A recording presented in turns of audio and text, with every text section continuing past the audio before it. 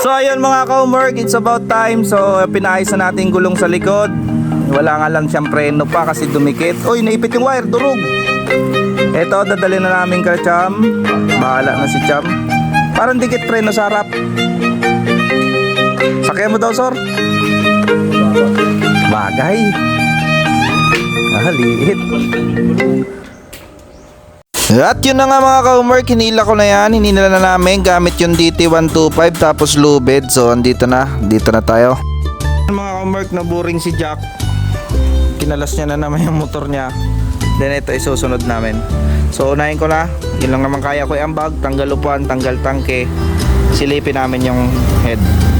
Gesi, gesi. What's up mga ka-homework, 59 power. Kagi, bagong build lang yun. 59 power. Yeah. Lakas, na-drive mo. So ayun, pahirapan kami magtanggal ng mga tornilyo kasi nga kinalawang na. So ginamitan na natin ng maiwagang grinder yan, no? So sige. At yun na nga, nakatulog na ako't lahat. Natanggal niya na yung tornilyo. Pwede nang kalasin ang upuan para matingnan na natin yung makina niya. Susunod itong tangke. Ang ganda, na-stock siya pero ang linis pa rin ng tangke. PCT 200cc.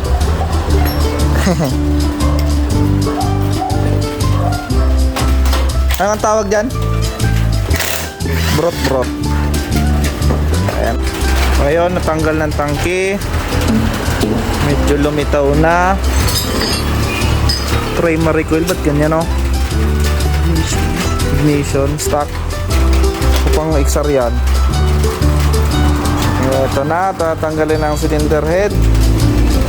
Uunahin para magkalas ang cylinder head. So ayun, natanggal ko na yung spark plug. So ayun, natanggal ko na, medyo may puti-puti. Masamang pangitain to. Di nabali na din yung sa tambutso. Buti dito nabali. Tingnan natin ang loob. So ayun, natanggal na. Humiwalay na yung kaluluwa. Yan po ang kalawang ng alloy. Eto na! Isa! Pera o bayong? Moment of truth. Sitong yan. Ang diskarte dyan, boss. Sprayan lang. Patingin daw ng valve, boss. Aroy! Palitan na ba?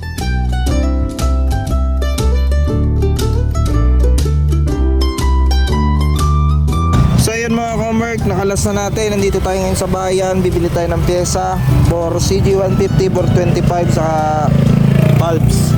Tayo sa suki natin. So ayun mga ka-homework, yung si Henry. Hi vlogger, welcome to my vlog. CG150 daw po, for 25 daw po. CG150. So ayun mga ka-mark, nakabili na tayong gamit. Siyempre dito tayo sa ating, andun yung kapatid ko. Si Jubet pala, akala ko kapatid ko. Welcome to my vlog.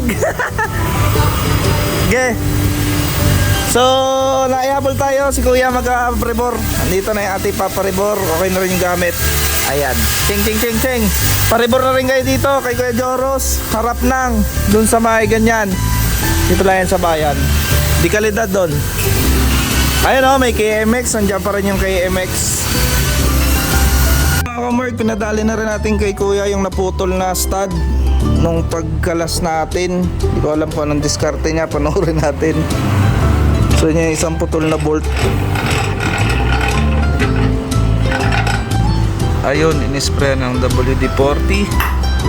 Kunting pukpok, pailalim. At yun, dyan nagtatapos ang part 1. Kung nakakarating ka sa point na to, pakishare, pakilike, din pakicomment na rin kung taga saan ka para alam natin kung taga saan nakakarating ang video to. Salamat!